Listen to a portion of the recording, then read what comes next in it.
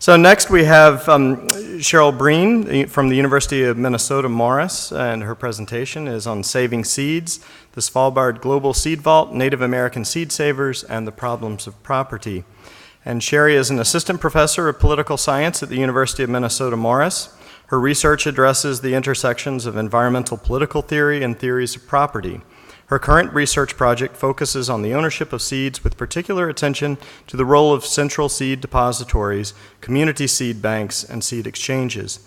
This project draws from a curricular development project, and I'm not going to do well here probably, but Anishinabeg, she'll correct me as we go here, on their farming and gardening conducted in partnership with the White Earth Land Recovery Project, research visits with Native American seed savers, USDA seed depositories, and the Svalbard Global Seed Vault in Norway.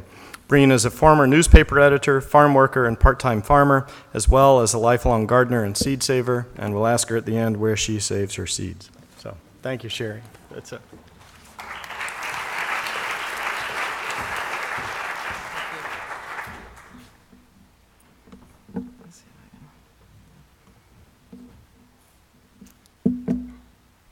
Good afternoon.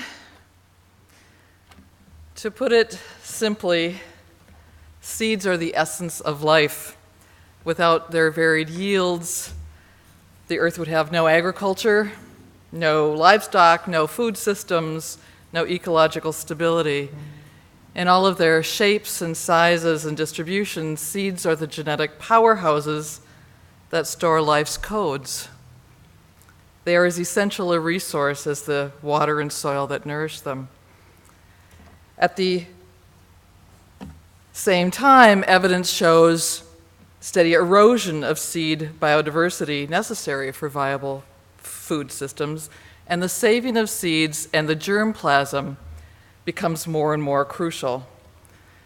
As a political theorist, I want to examine three connected issues with you today regarding the saving of these seeds. I'm going to talk first about the Svalbard Global Seed Vault in Norway, and then tell you about several Native American seed-saving projects and concerns about the centralized seed banks. After that, I'm going to talk about the problems of property, connect these problems to the stories I've told, and suggest some ways that we can respond to these problems. First, the Svalbard Global Seed Vault. This seed bank is dug into the permafrost of a high Arctic mountainside.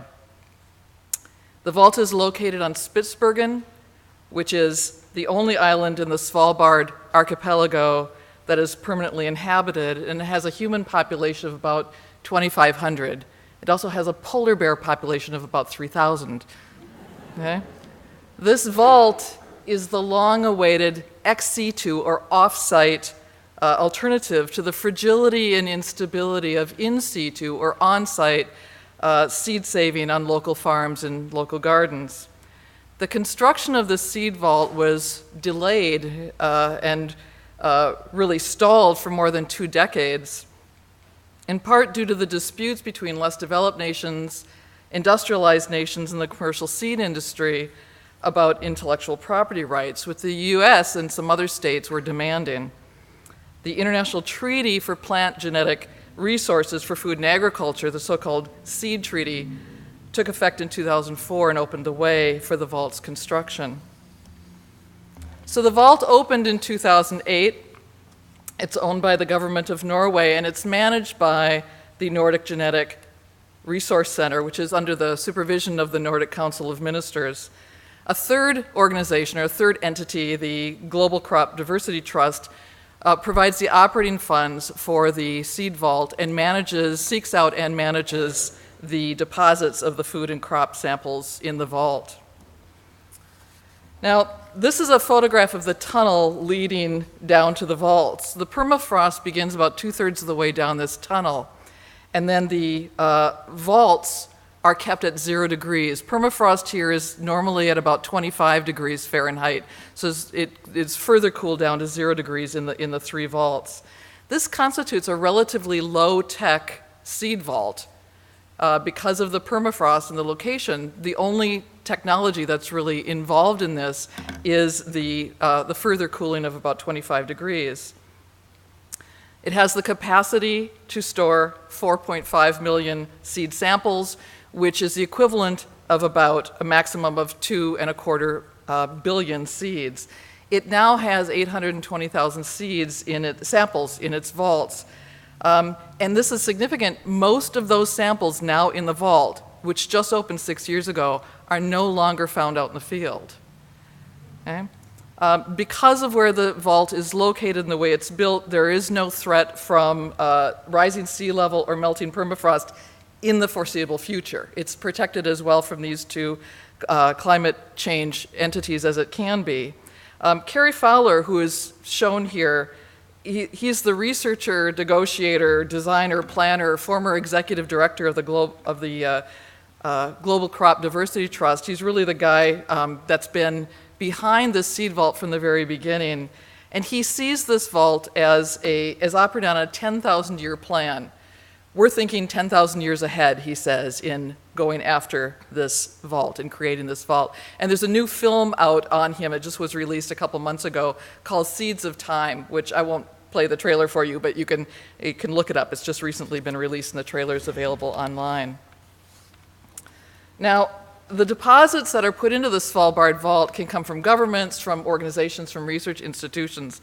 But in all cases, the national government of the depositor needs to sign off on it because sovereignty remains at the national level according to the Seed Treaty.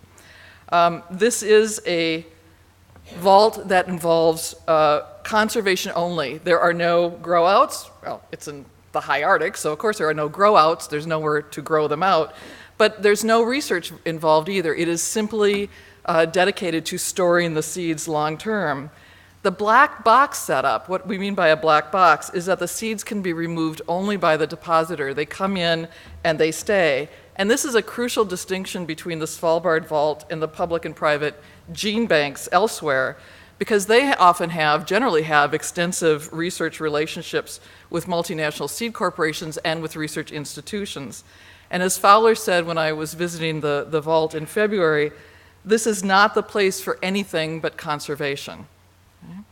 The fact that the Svalbard vault's mission and design is different from any other centralized ex situ seed bank is significant for questions of food sustainability, food resilience, and food sovereignty. By storing seeds in this low-tech environment that is internationally governed, politically stable in Norway, in a low-tech environment and logistically feasible as well. And by excluding research activities in favor of this 10,000-year vision for which this vault was designed, the vault affords the greatest probability that the germplasm it contains will survive the anticipated bottlenecks of biodiversity depletion and be accessible if and when that germplasm is needed. The vault is, in a sense, the ultimate backup collection. Now we turn to the Native American seed savers. All of the seeds currently being used for commercial food and crop production originated either directly or indirectly from the heritage seeds that have been grown and selected by peasant farmers around the world, including those indigenous to the Americas. This activity has played a central role in the development of genetic diversity in food and crop varieties, including those known as land races. And these are the historic, localized varieties that exhibit far higher levels of variation than the modern named uniform cultivars. And these are the foundation of genetic resources in food and agriculture over time. For example, this is a photograph of a tortilla corn plot at Native Seed Search, an NGO and seed bank based in Tucson that has collected and preserved and propagated and distributed a variety of land races and other heritage seeds native to the Southwest. I want to share 3 examples of Native American seed saving projects that directly address the issues of Native American food systems and the role of seed saving. So first, seed saving projects are a crucial way of passing on information to the younger generation, and a curricular project that I helped develop between the University of Minnesota Morris and the White Earth Land Recovery Project headed by Anishinaabe activist and leader Winona LaDuke, is an example. This curricular project attempts to address the intersections of culture, history, economics, and health with the Anishinaabe issues of food sovereignty. And we met for 3 immersion sessions throughout the summer of 2012 for classwork and experiential learning. The course met at both the University of Minnesota Morris campus and at the White Earth Reservation, and the teaching staff and students were included both Native Americans and non-natives. We developed a series of curricular modules that we believe are adaptable for other learning situations. As an example of what we were doing and how this connects to the seed-saving point, much of our gardening and cooking involves squash seeds, as you can see in the photograph there. These squash seeds were a particular variety that was provided by Winona LaDuke that had been recently found in a mud ball at a Wisconsin archaeological site and were reputed to be 700 or 800 years old. She had named the seeds Gete Akosamen, which translates in Anishinaabe to really cool old squash, which is what we all ended up calling it, and that's the name that it's assumed now. And they were not only viable despite their age, but they led to a huge production of really good squash for cooking and drying. And so we worked in the gardens and harvested and cooked the squash and saved the seeds and dried the squash all summer long.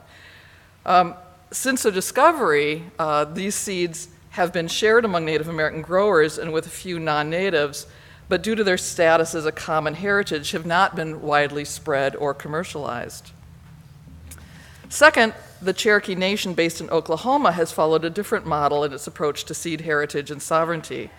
A garden dedicated to seed production was established near the tribal administration headquarters in Tahlequah, and including food and tobacco varieties that are important to the heritage and culture of the tribe. And these seeds were sagged and sorted and bagged and labeled, and then each fall, the Cherokee Nation president gives a bag of these seeds to any registered member of the Cherokee Nation, a ceremony that's tied to the Cherokee gift culture. At the same time that the seeds are viewed as a common heritage, it's through this ceremony, however, the annual procedure, the annual event of sharing these seeds has raised some internal questions about the implications of this broad distribution and the resulting access to commercial seed companies. And so a group of elders in the tribe has been working to formulate a new seed policy that will clarify and control the seed's ownership and access. The Chisuki Pueblo Community Farm Project in northern New Mexico is a third example.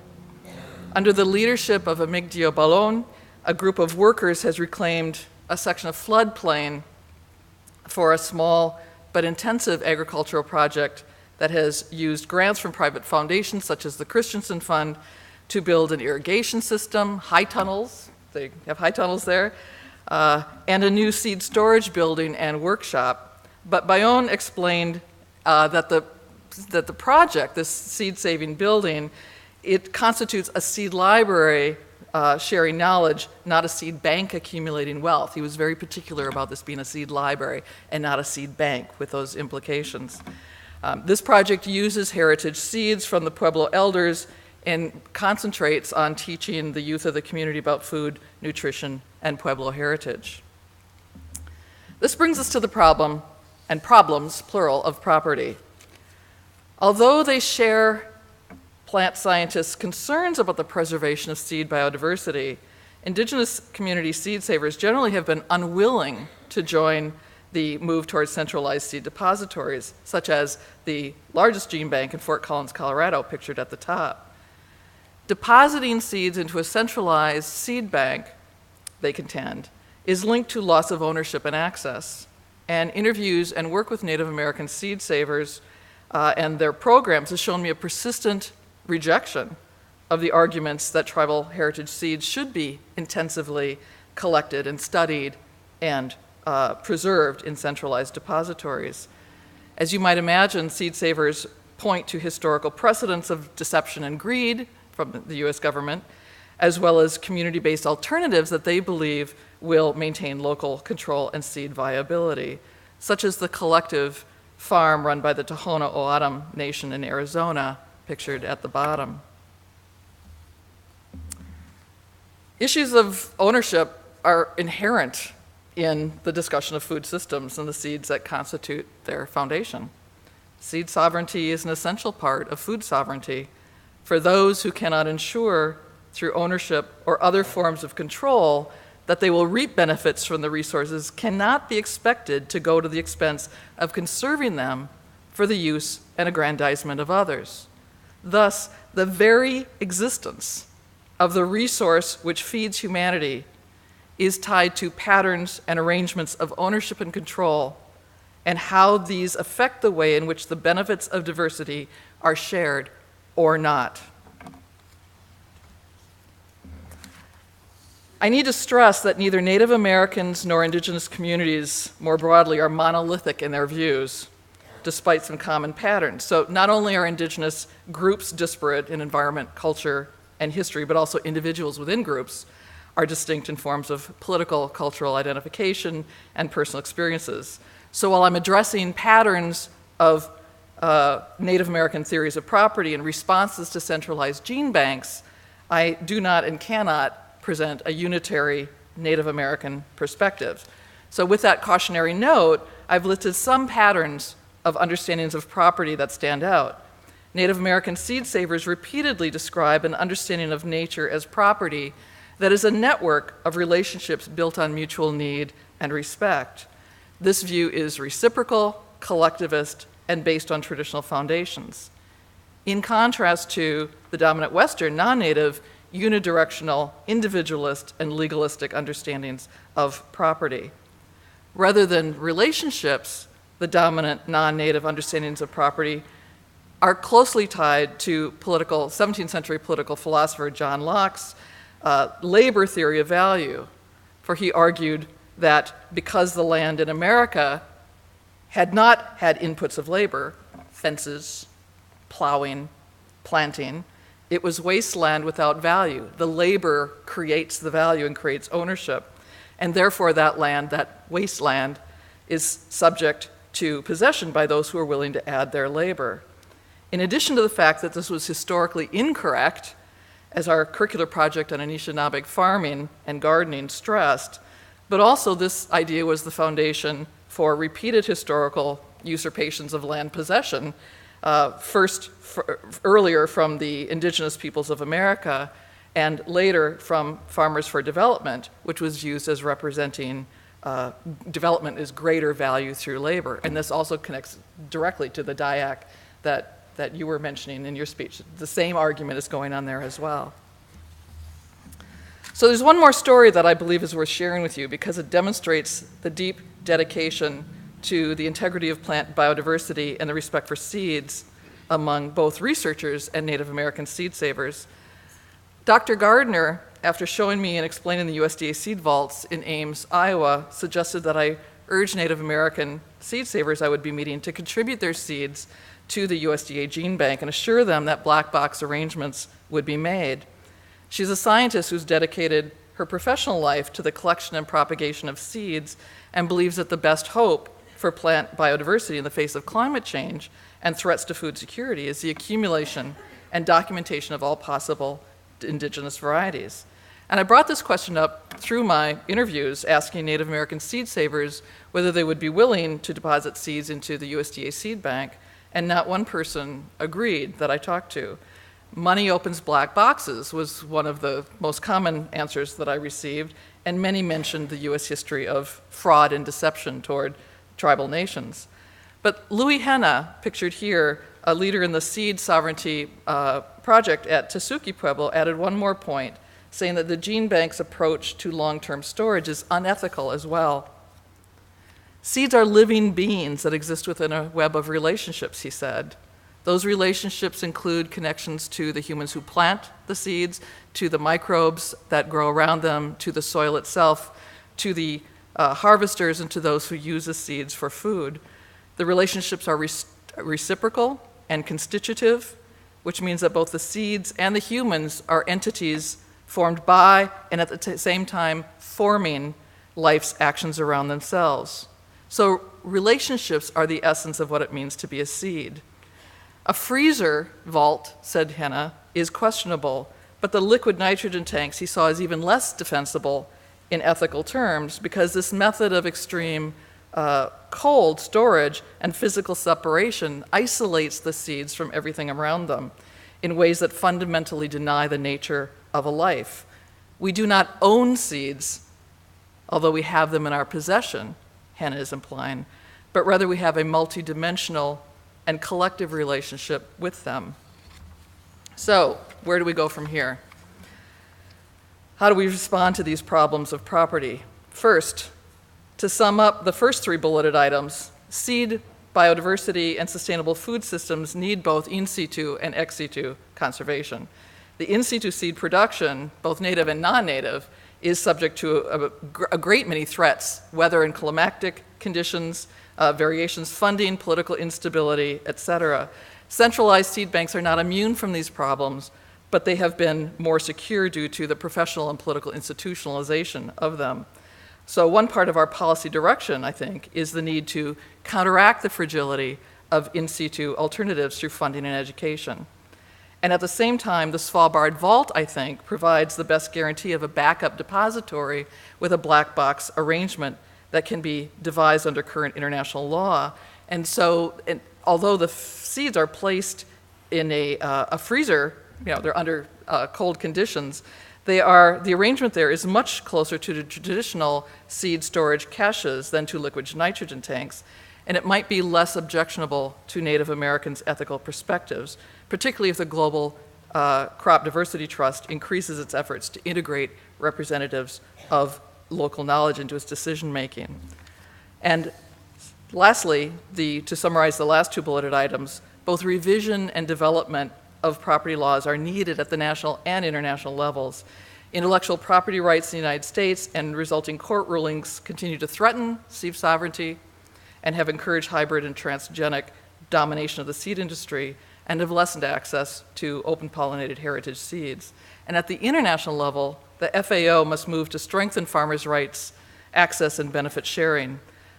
This is something that I think needs to be considered, including the question of subnational sovereignty issues.